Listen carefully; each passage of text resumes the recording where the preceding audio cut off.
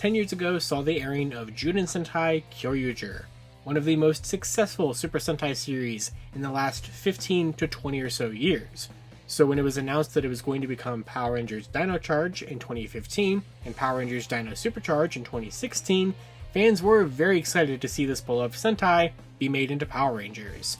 And today, 8 years after the initial airing of Dino Charge, it has already become one of the long-lasting fan-favorite seasons for some of the same reasons, as well as kind of an infamous sort of decline in its second half. In this video, we are going to revisit the legacy of Power Rangers Dino Charge and Power Rangers Dino Supercharge, because today is a very special video commissioned by Patreon member Comix1017. This was commissioned as part of the video request tier that I open up to at least 2 different members every single month, where you can request a special video topic that'll be raised to the top of my next to-do list for videos and get it out to you guys. And this is what Comix1017 wanted me to talk about: Power Rangers Dino Charge. But before we get started here, let me tell you a little bit about Comix1017. The YouTube channel Comix1017 was made by Curtis in May of 2021 to share his love and appreciation of many comic book related properties and his diverse action figure collection. Curtis has been a lifelong collector of toys and collectibles, ever since his dad started buying him Super Powers figures in the late 1980s. In 1993, with the premiere of Mighty Morphin Power Rangers, Curtis made the leap from Ninja Turtles, which was seeing a pretty big decline in popularity, to being a huge Power Rangers fan. Curtis collected all things MMPR, and had pretty much all the toys that were released for everything up to the end of Zeo, except he never did manage to find a Titanus. He lost interest after seeing the Turbo movie and when he became too old for Power Rangers, which makes no sense of course, as there is no such thing. Fast forward to 2013, Curtis started watching Power Rangers Megaforce when they played the reruns in the morning because he needed something to watch with breakfast. This renewed his interest in Power Rangers, but it was absolutely Power Rangers Dino Charge that brought the franchise back to the forefront of his interest in watching the show and collecting the toys. Dino Charge inspired Curtis to go back and watch all of the Power Rangers seasons starting with the very first episode of MMPR. This was back when everything was still available on Netflix. Over the next several months, Curtis happily watched every episode of Power Rangers from MMPR to the end of Super Samurai, while also keeping up with the new episodes of Dino Supercharge. His favorite seasons are MMPR, because it's the most nostalgic for him, as well as Time Force, Dino Thunder, Mystic Force, In Space, and yes, he even still likes Megaforce. For the past couple of years, he's been collecting various vintage toys of his favorite characters and Zords, as well as much of Bandai's legacy figures and roleplay items. And while he's not all in for Hasbro's Lightning Collection, he does collect the majority of those items as well. Please be sure to check out his YouTube channel, Comix1017, as well as follow Comix1017 on Instagram to see his Power Rangers collection, including his custom set of Dino Charge Purple, Aqua, Graphite, and Silver Lightning Collection figures. So Power Rangers Dino Charge, where do I even start with a season like this? It was definitely a very special one, all the way back to its initial announcement, to be honest. I remember the initial announcement of Power Rangers Dino Charge for 2015 arrived on February 9th, 2014, and why is that important? Well, that's actually the same exact day in Japan that the season finale of Junin Sentai Kyoryuger aired. And at the time, this was actually rather a big deal, because we were skipping a Sentai. At the time, the current Power Rangers season was Power Rangers Super Megaforce, celebrating the 20th anniversary of the franchise, and it was kind of assumed that the follow-up season would be an adaptation of Tokume Sentai Go Busters, which was the 36th Sentai, following the adaptation to Gokaiger we were currently doing. But then, surprise surprise, no, we're getting Kyoryuger in 2015, and not Go Busters, which definitely opened up the floodgates to a bunch of different Sentais in the future, like Tokuger, Zyuohger, and technically Kyoryuger, to not be adapted for Power Rangers, and it kind of broke the mold that everybody would always expect. Well, if people didn't like the Sentai that much, or even if they did like the Sentai, it wasn't a guarantee to become a Power Rangers season only a year later. And due to the fact that Kyoryuger was literally wrapping up on the day that this was announced, it was kind of crazy to see that we'd be getting technically more Kyoryuger content a lot sooner than we expected. And then throughout 2014, we got the typical highlights of a brand new Power Rangers season, like the cast reveal at Power Morphicon 2014, toy reveals at San Diego Comic-Con, which had the infamous purple Triceratops Zord that was originally this color in the prototype because something about girls' toys, pink not selling well with boys, or that was kind of the explanation that we got. They did eventually fix it to be pink. We found out that they were going to be using the Chargers on the show. We saw figures for Fury, which was going to be our version of the character of Dogold from Kyoryuger. And there was just a lot of really exciting things to happen here because, like I said earlier, Kyoryuger had already become a pretty instant fan favorite, so to see it become Power Rangers so soon was rather exciting. We also found out that starting with this season, we were going to be getting the return of Judd Lin, the iconic writer who was a part of a lot of fan favorite seasons, such as In Space and RPM, was going to be coming back to the franchise for the first time since RPM to kind of be the executive producer and main writer for the show. So there was a lot of hype going into it, and I think it kind of paid off when it finally premiered in 2015. So I've actually been currently watching through Dino Charge over the last couple of weeks and months or so, and it does hold up. The first half of it. I think Dino Charge is a very solid season of Power Rangers. Dino Supercharge isn't terrible. By any means, it's not terrible. In fact, I think it's a very safe assumption when you look at Samurai, Super Samurai, Megaforce, Super Megaforce, Dino Charge, Dino Supercharge, and of course Ninja Steel, Super Ninja Steel as the Neo-Saban Era seasons. Dino Charge definitely, I think, has the best 2-season run. Most of these shows kind of started to fall apart a little bit in their super seasons or their second seasons. I honestly think the only one that actually got better in its back half was Samurai, in my personal opinion. But starting off with the main season, the original season of just Dino Charge, this is so much fun. The humor is really good in this show. It feels like a different type of Power Rangers. It doesn't feel like, I wouldn't say as cookie cutter, but it doesn't feel like as kiddie as Megaforce had just had prior to it. We don't have the Rangers shouting their names in the intro. We have a different array of characters like a knight and a scientist and a prince and like so many other really cool characters out there, and a caveman, of course. How did I not mention Koda, who quickly became one of my all-time favorite characters, and I think a lot of people's all-time favorite characters in the franchise incredibly quickly. Love Yoshi Sudarso. He's such a great guy. This season, it's just like I said earlier, it's fun. I think what's really cool about it too is that you could tell that there was just an increased level of care put into this.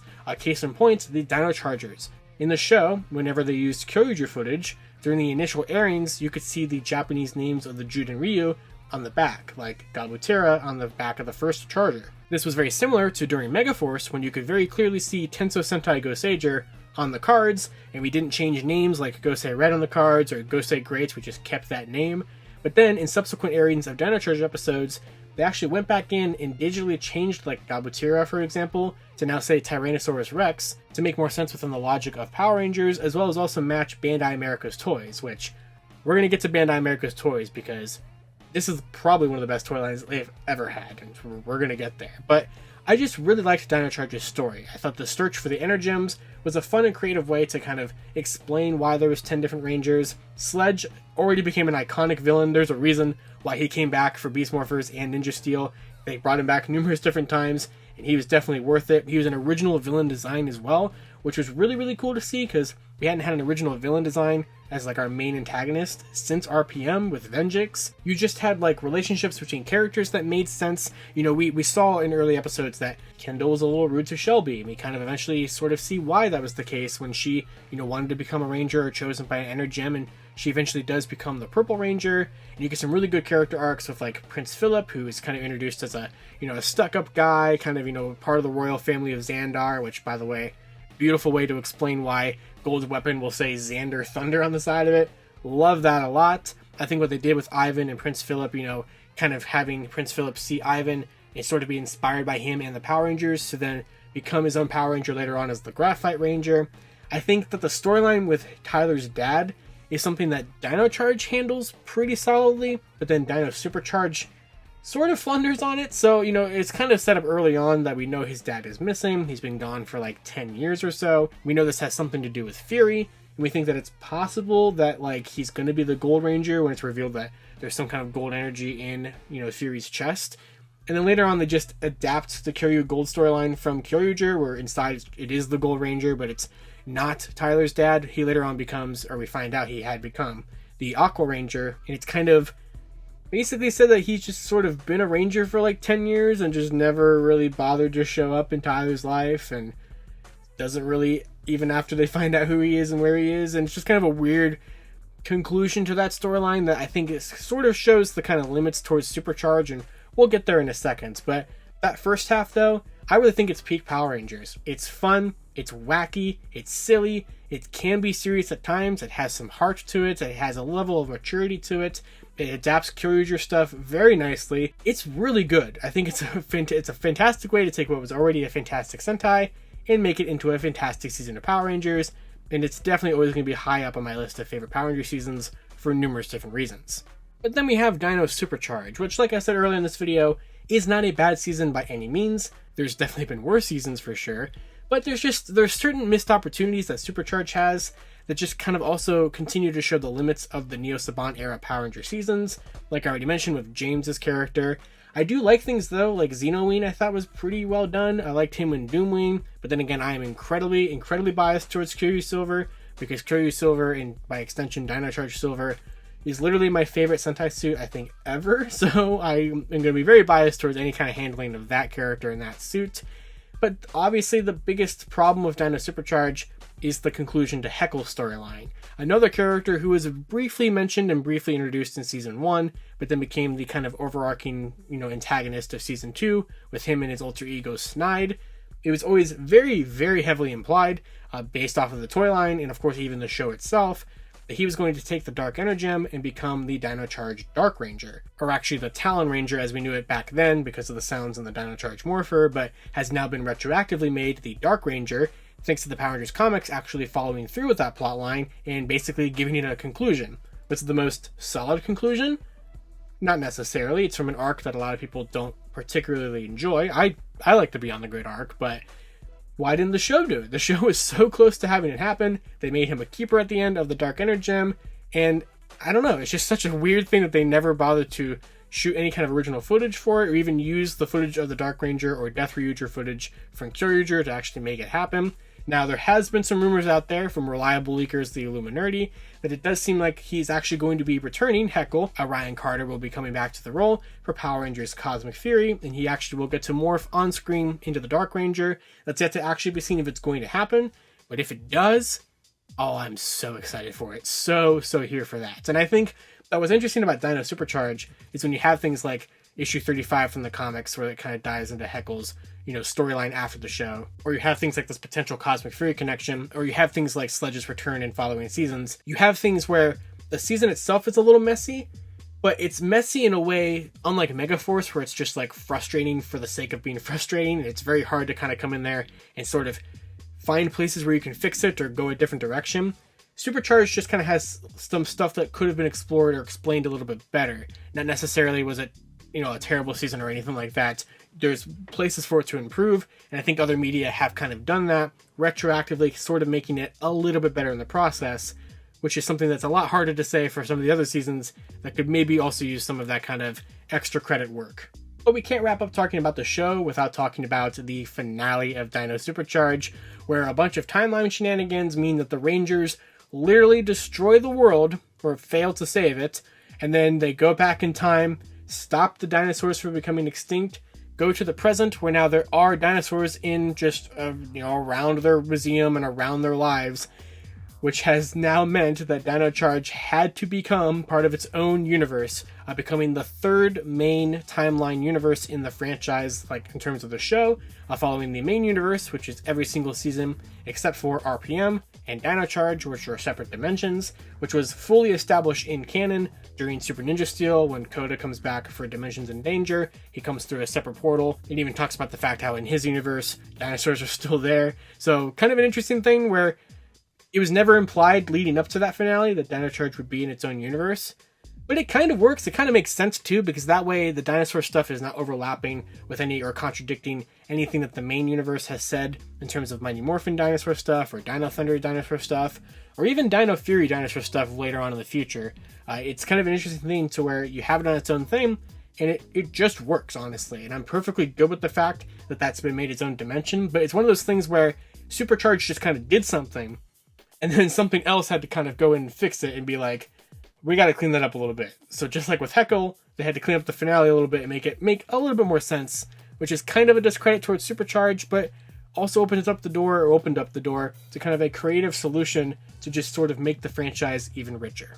And speaking of those connections to other dinosaur seasons and kind of how they compare and contrast, dinosaurs is always going to be a very popular theme for Power Rangers. It's the only theme of the show that, by pure coincidence, has been featured in all 4 ownership eras of the franchise, with Mighty Morphin in the original Saban, Dino Thunder in the Disney, Dino Charge and Supercharge in the Neo-Saban, and the 2 seasons of Dino Fury and Cosmic Fury in the Hasbro era. So it's definitely a theme that has obviously done well for the franchise, and each show's iteration of it have done something a little bit different. And what I think is really cool about Dino Charge is that, and there's obviously a lot of it comes from Kyoryuger's way of doing things, but it was just a really cool and creative way to do it. So you had a bunch of dinosaurs, a lot of which we had seen in other shows before, or other dinosaur-themed seasons, but they had to use a gimmick for it, and I think that the Dino Chargers, or the Judenchi that they were called in Kyoryuger, were a perfect gimmick for these. You have these batteries that are sort of reawakening or, recharging the ancient dinosaurs and fossils and, stuff from the old times that has gone extinct, that's bringing new life to it like a battery would do.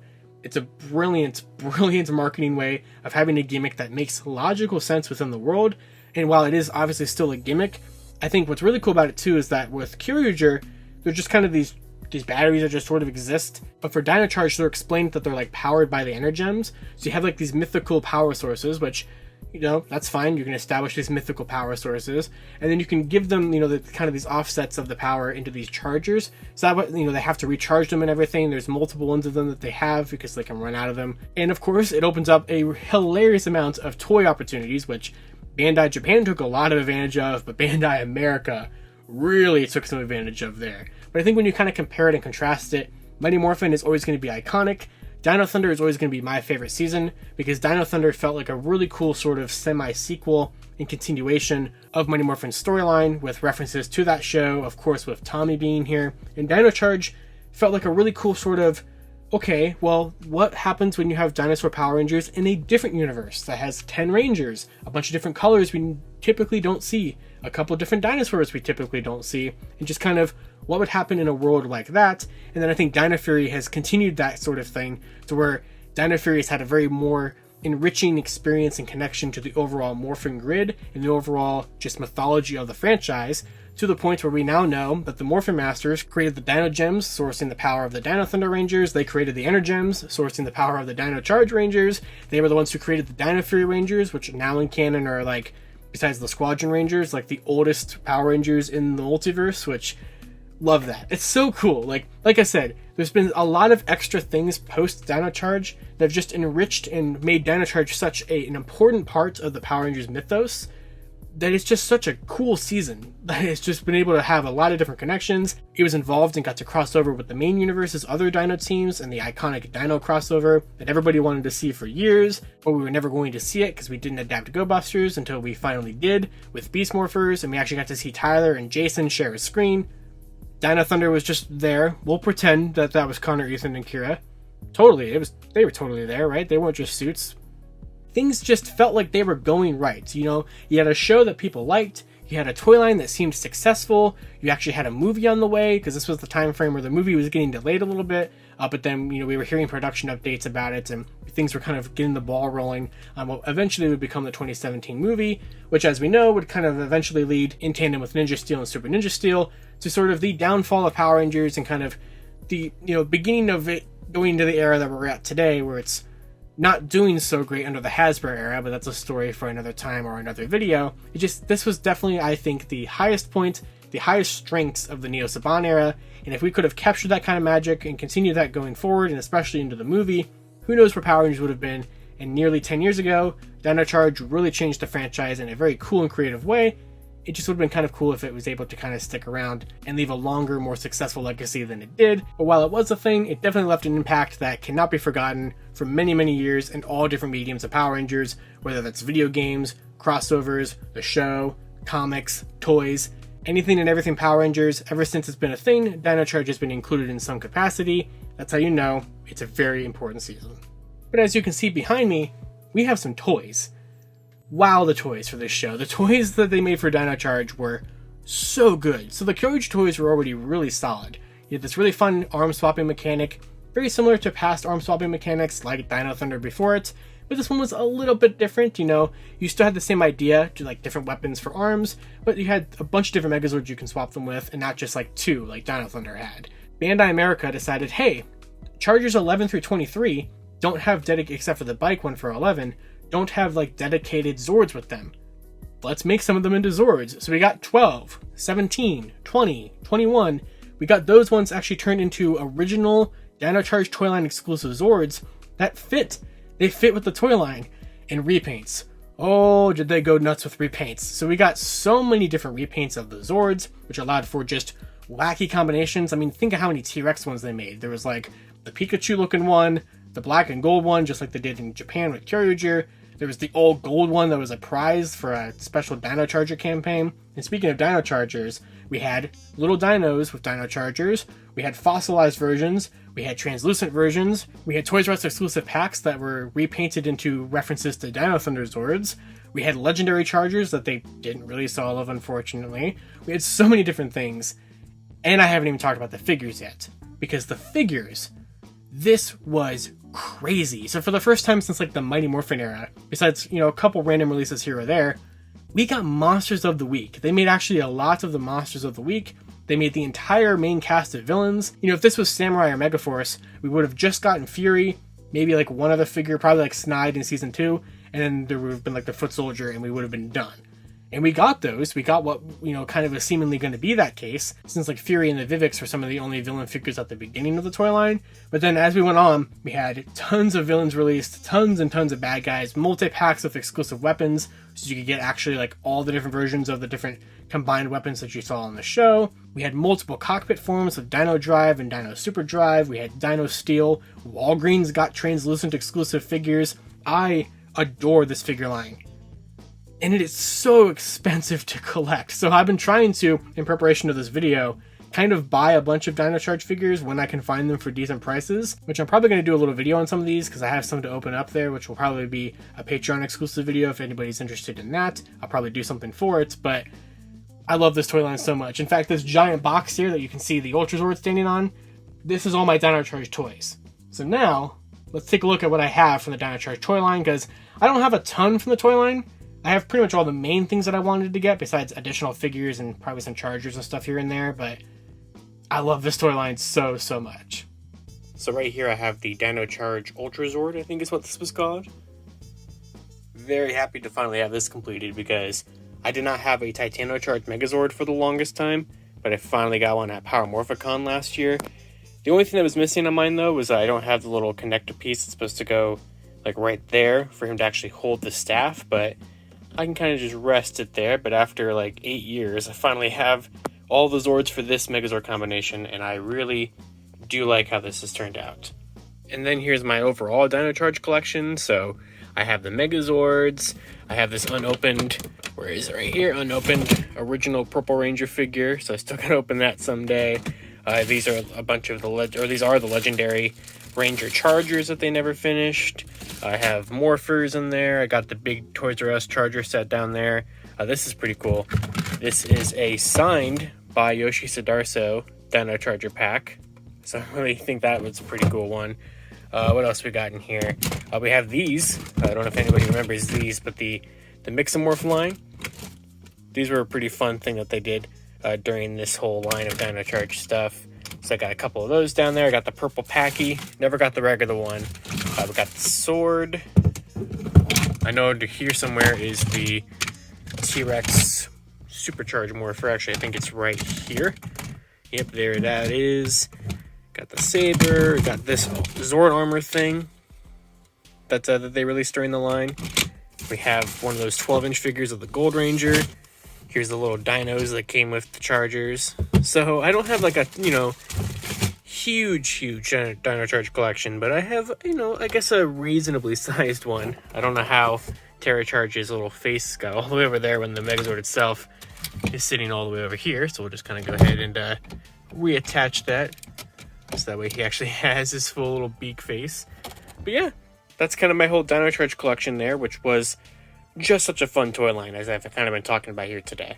So with all of that said, I think that kind of covered sort of the main things for Dino Charge here, because there's a lot. There's a lot to talk about from this show, from the characters, to the toy line, to the way it adapted Kyoryuger, to its lasting legacy on the franchise as a whole, that it just makes it probably the most important season of Power Rangers that we've had since Saban originally bought the franchise back from Disney in 2010. But that is going to do it for this video, looking back at the time of Power Rangers Dino Charge and Power Rangers Dino Supercharge. Huge thanks to Comix1017 for commissioning this video. He was basically just like, hey, you can kind of do whatever you want, but I'd like to see a video about Dino Charge and Supercharge, talking about the toy lines, comparing it with Dino Seasons. And I went, Alright, I got you. So I hope this is the video that he was looking for. And if you'd like to commission a video, if there are slots available, you can join my video commission tier, which is $20 a month, limited to only 2 slots per month. That way I don't just have this giant backlog of Patreon commission videos to get through, but any Toku related content video you guys would like to see and specifically commission me for, be sure to check out that tier on my Patreon. And like I said, huge thanks to Comix1017 for commissioning this video, and be sure to check out his channel and Instagram that will be linked in the description below. So let me know, what was your experience and thoughts of Power Rangers Dino Charge, or even Juden Sentai Kyoryuger? Did you think Dino Supercharge was as big of a decline in quality as some people think? What did you think of the toy line? What were some of your favorite moments and least favorite moments from this era of Power Rangers? Anything down in the comments below, I want to hear about it. And of course, until next time, you guys can follow me on Twitter, at LivingRangerKey, or at LightningFicPR, and I'll see you all later. It's about to get wild. To wrap up this video, I'd like to thank my $5 and above patrons: Jurassic Samurai, Maggot Alchemist, Robert Browning, Static Thunder, Brendan Overland, Maji Yellow, Redstone MCPC, Comix1017, James Darty, Monster Rocket, John Luke, Eric Berry, Tyler Brzezinski, Matthew Thorne, Josh Landry, Pyramidas, CPT Tesla, and Cross SCV. You can support Toku Topics for as little as $1 a month on my Patreon, link in the description below.